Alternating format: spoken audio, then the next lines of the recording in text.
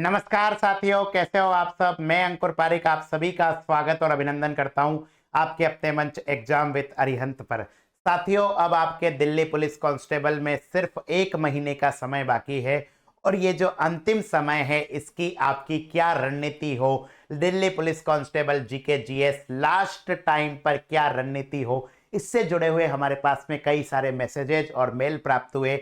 तो हमने सोचा आपके लिए ये रणनीति की एक सेशन लेकर आए। तो अगले 5 से 10 मिनट आप हमारे साथ जुड़े रहिएगा।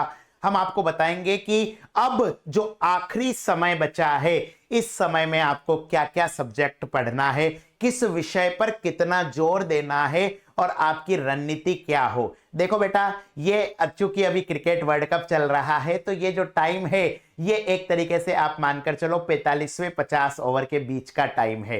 जो जो टीमें 45 से 50 ओवर तक का खेल अच्छा खेलती है, कई बार ऐसा हो सकता है कि वो 40 ओवर तक अच्छा नहीं भी खेली तो भी उनके पाप धुल जाते हैं। इसलिए इस समय अपनी पूरी ताकत लगा दो, पूरी शिद्दत लगा दो। ये 1 महीना सिर्फ आपका है और अगर आपने ढंग से इसका यूटिलाइजेशन कर लिया तो निसंदेह रूप से आप विनर हो सकते हो। आपका जो सपना है वर्दी पाने का, रियल लाइफ के सिंघम सिम्बा बनने का, वो पूरा हो जाएगा।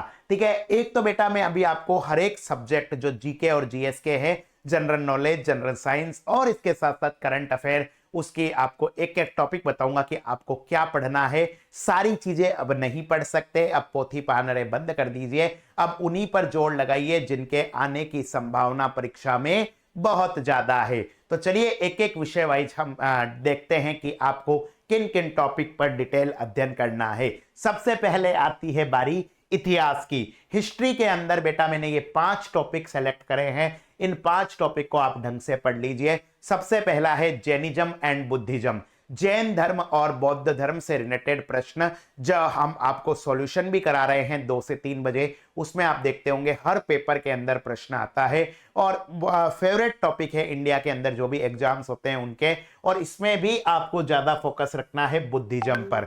भगवान बुद्ध के जीवन से संबंधित सारे प्रश्न, बुद्धिज्म के जो सेक्ट हुए थे हीनयान, वज्रयान, महायान, उनसे रिलेटेड प्रश्न, बुद्धिस्ट काउंसिल हुई थी उनसे रिलेटेड प्रश्न, कुल मिला के 2 पेज के नोट्स हैं, उनको रट डालिए, उनसे रिलेटेड प्रश्न जरूर आता है।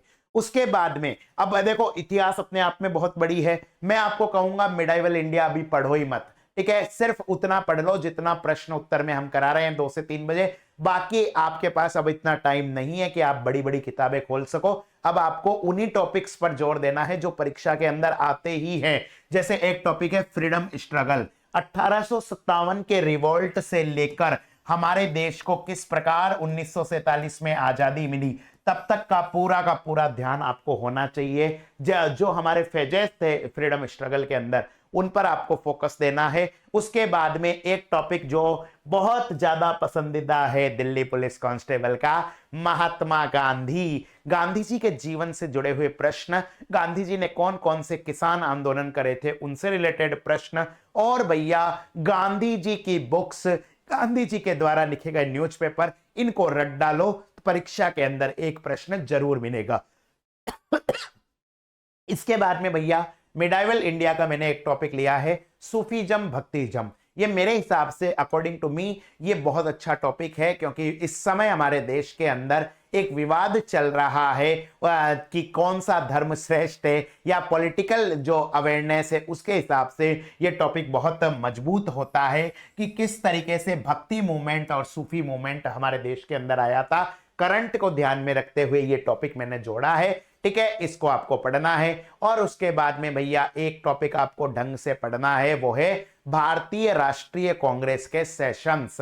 इंडियन नेशनल कांग्रेस के कौन कौन से सत्र थे, कौन से सत्र में क्या बड़ी बात हुई, लाहौर अधिवेशन, कराची अधिवेशन, ठीक है, लखनऊ अधिवेशन, ये सारी की सारी चीजें आपको पढ़नी है। हिस्ट्री बहुत बड़ी चीज है, लेकिन अगर आपने ये 5 टॉपिक पढ़ डाले तो मेरे हिसाब से इतिहास में 90% क्वेश्चंस इन्हीं 5 टॉपिक से आते हैं। और इन टॉपिक को पढ़ने में अगर मैं आपको मानूं एक एवरेज स्टूडेंट को 7 से 8 घंटे लगते हैं, 8 घंटे दे दो, इतिहास के पिंड छुड़ा लो। उसके बाद में आता है भैया ज्योग्राफी, भूगोल के अंदर। अब देखो अगर आपको भूगोल के अंदर अच्छे नंबर लाने हैं तो एक काम तो सबसे पहले कर देना, आप जहां पढ़ते हो, जो आपका रीडिंग रूम हो, जो आपका टेबल हो, लाइब्रेरी या जहां पर भी आप पढ़ रहे हो, वहां भैया नक्शा चिपका दो, मैप चिपका दो इंडिया का। दो मैप आपको लगाने हैं, एक फिजिकल मैप, एक पॉलिटिकल मैप। भौगोलिक और राजनीतिक मानचित्र जो भी आपका मीडियम है उस हिसाब से मैप लगा दो और उस मैप का दीदार करो,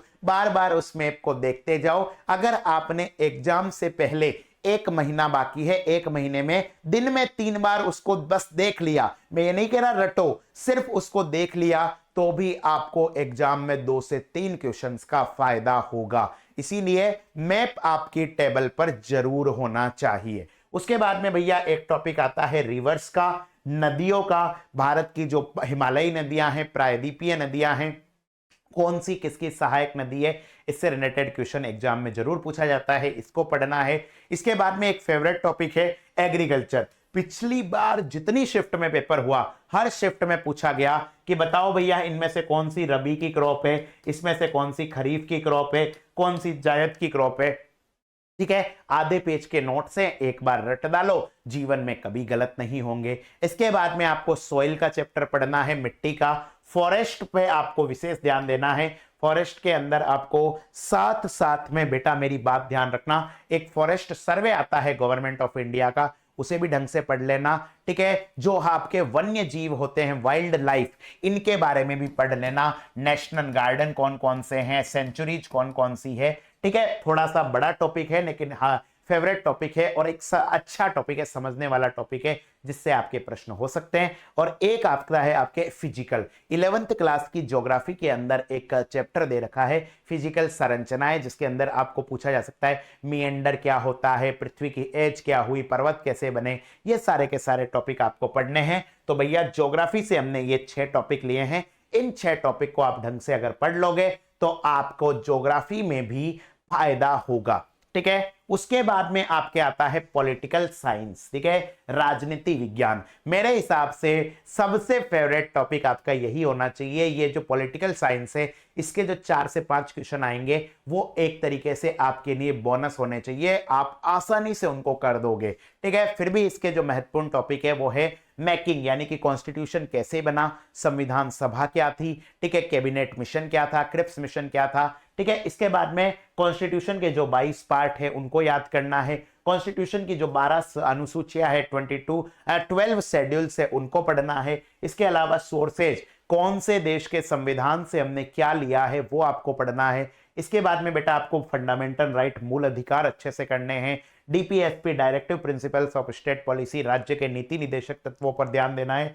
राष्ट्रपति को निपटाना है। ठीक है, प्रधानमंत्री पढ़ना है, पार्लियामेंट संसद पढ़नी है, जुडिशरी न्यायपालिका, supreme court, high court, session courts के बारे में पढ़ना है। और एक टॉपिक आपका बहुत अच्छा है जिसको कहते हैं कमीशंस, आयोग। ठीक है, what is human right commission, what is UPSC finance commission, इन सब के ऊपर आपको पढ़ना है। और ये जो पॉलिटी के 8 टॉपिक है, ये एक दिन के अंदर आप अच्छे से पढ़ सकते हो। इन टॉपिक्स को अगर आपने ढंग से देख लिया तो भैया पॉलिटिकल के मेरे हिसाब से 95 to 99% क्वेश्चंस आपके सही हो जाएंगे। ठीक है, इसके बाद में बेटा आपके आता है इकोनॉमी, अर्थव्यवस्था। अर्थव्यवस्था में सिर्फ 2 ही टॉपिक पर आपको जोर देना है, एक तो है बजट और दूसरा है आर्थिक समीक्षा। इनमें भी आपको क्या करना है, इनके कुछ फैक्ट है, वो फैक्ट आपको रखने हैं, कुछ डाटा दे रखे हैं, उन डाटा को आपको मेमोराइज करना है, शॉर्ट में कहूं तो रटना है। उसके साथ साथ दूसरा आपको भारत सरकार की जो स्कीम्स है उन स्कीम्स पर आप जोर दे दीजिए, योजनाओं पर जोर दे दीजिए। इकोनॉमी भी आपको धोखा नहीं देगी। उसके बाद में बेटा आपके आता है साइंस। ठीक है, अब साइंस के अंदर अधिकतर वो बच्चे परेशान होते हैं जिन मेरे भाई बहनों का क्या है, आर्ट्स या कॉमर्स बैकग्राउंड है। अगर उन लोगों को साइंस में बहुत ज्यादा परेशानी आ रही है तो बेटा साइंस में पीछे पड़ने की कोई जरूरत नहीं है। सबसे पहले आपको बायोलॉजी के ये 2 टॉपिक पता होने चाहिए। एक तो ह्यूमन सिस्टम, मानव के जो तंत्र होते हैं, पाचन तंत्र, उत्सर्जन तंत्र, जनन तंत्र, श्वसन तंत्र, कंकाल तंत्र, अंतःस्त्रावी तंत्र, ये सारे के सारे ह्यूमन सिस्टम आपको पता होने चाहिए। और दूसरा डिजीज, यानी कि जो रोग से जुड़े हुए पार्ट है वो आपको पढ़ने चाहिए कि ये रोग कारक क्या है, इसके अंदर जो करंट के बीमारियां हैं, ठीक है, जैसे इबोला वायरस हो गया, H1N1 हो गया, कोरोना वायरस हो गया,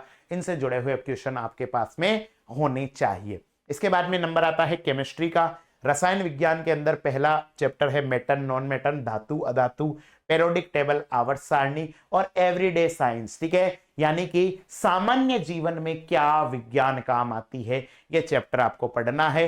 फिजिक्स अगर आपको बिल्कुल नहीं आती तो छोड़ सकते हैं, वैसे आप ये 4 टॉपिक कर सकते हैं। यूनिट एंड मेजरमेंट, ठीक है, इकाई और मापन, वर्क एनर्जी एंड फोर्स, कार्य ऊर्जा शक्ति, ग्रेविटेशन गुरुत्वाकर्षण, और भैया एक न्यूटन के बारे में पढ़ लेना, क्योंकि न्यूटन का फिजिक्स में बहुत ज्यादा योगदान है। ठीक है, और घबराना नहीं है, यहां पर साइंस का जो स्टैंडर्ड होगा वो आपके 9th 10th क्लास का होगा। ठीक है, अगर आप पढ़ सको तो 9वीं और 10वीं की विज्ञान की किताब पढ़ जाओ, या हमारी अरिहंत पब्लिकेशन की जो सामान्य विज्ञान की किताब आती है जनरल साइंस, उसको आप रट डालो, आपका काम हो जाएगा। उसके बाद में करंट अफेयर। अब देखो, करंट अफेयर एक समुद्र की जैसे है, बच्चे अक्सर कंफ्यूज रहते हैं कि सर करंट में क्या पढ़े क्या नहीं करे।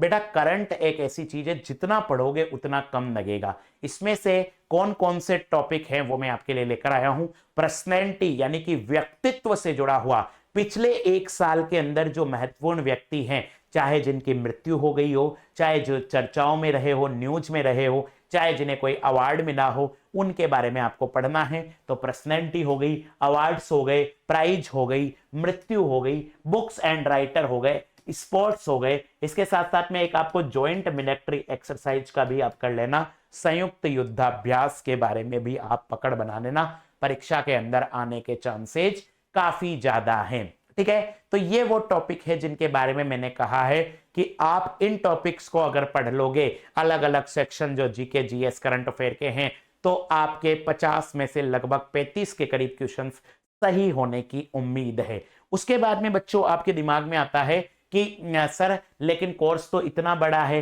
तो भैया अब पूरा कोर्स नहीं कर सकते। अब आपको क्या करना है, खुद पर इतना विश्वास रखना है। याद रखना, जो व्यक्ति खुद पर विश्वास रखता है वो कोई भी जंग जीत सकता है। अपने ऊपर कॉन्फिडेंस रखो। ठीक है, अब वो टाइम भूल जाओ कि मैंने इतना पढ़ाई करी, इतना नहीं करी, ये किताब छूट गई, ये ऐप छूट गया, ये बाकी है, ये फनाना ढिमकाना, इन सबको छोड़ दो। अब आप खुद पे भरोसा रखो, और परीक्षा के समय जो रामबाण आपके लिए साबित हो सकता है वो होता है अभ्यास। ठीक है, MCQ मल्टीपल चॉइस क्वेश्चंस, जितना ज्यादा अभ्यास करोगे उतना ज्यादा निपुण होगे। और इसी अभ्यास को कराने के लिए आपके इसी चैनल पर 2 से 3 बजे तक मैं डेली क्लास लेकर आ रहा हूं, मंडे टू सैटरडे, जिसके अंदर मैं आपको जीके जीएस और करंट अफेयर करवा रहा हूं। इस क्लास को आप अटेंड कीजिए, आपके लिए निश्चित रूप से फ्रूटफुल होगा। और अंत में एक बार फिर से मेरे सभी भाई बहनों को ऑल द बेस्ट। अपने आप पर भरोसा रखो, निसंदेह रूप से आपकी विजय होगी। आप जो भी चाहते हो जीवन में वो प्राप्त होगा। ठीक है, जो बच्चे आज पहली बार आए हैं वीडियो के अंदर, वो चैनल को सब्सक्राइब करें, बेल आइकन दबाएं, ताकि हमारी नए नोटिफिकेशन, नए वीडियो आपको प्राप्त हो सके। आपके मन में कोई क्वेरी है, कोई शंका है तो कमेंट कीजिए। मैं और मेरी पूरी टीम कोशिश करेगी आपके मन में जो शंका है उस शंका के निवारण की। आज के लिए इतना ही। अपना, अपने चाहने वाले और अपने हिंदुस्तान का ख्याल रखिए। राधे राधे।